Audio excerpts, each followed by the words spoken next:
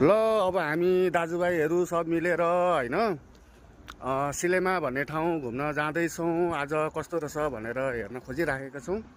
राम्रो छ भन्ने सुनेको छ, हेरौँ अब गएपछि थाहा हुन्छ कस्तो छ त्यो ठाउँ भनेर चाहिँ होइन। लगभग हामी जाँदैछौँ, तर यहाँ बस स्टप चाहिँ कुन चाहिँ हो भनेर अहिलेसम्म हाम्रो अमृतजीले पत्ता लगाउन सक्नु भएको छैन होइन। उहाँ चाहिँ एक दुईचोटि भन्दा पनि धेरैचोटि गइसक्नु भएको हो, तर पनि धेरैचोटि गएको मान्छेले पनि पत्ता नलाउँदाखेरि चाहिँ अलिकति अप्ठ्यारो फिल भइरहेछ होइन।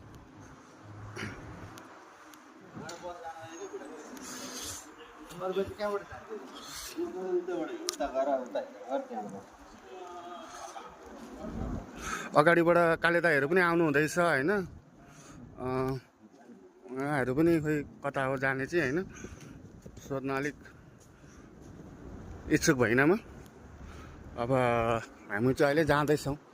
भ्यूहरू पनि राम्रै छ यताको त। यो हाम्रो भनेको चाहिँ यसलाई चाहिँ एमसिदा भन्छ होइन।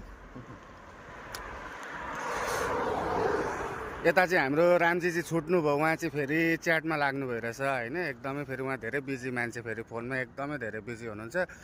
उहाँ भनेको चाहिँ एकदमै धेरै, अब उहाँको नाम चाहिँ राम, तर उहाँको बानी हेर्ने हो भने चाहिँ बानी बेहोरा चाहिँ एकदम कृष्णको जस्तो छ फेरि उहाँको।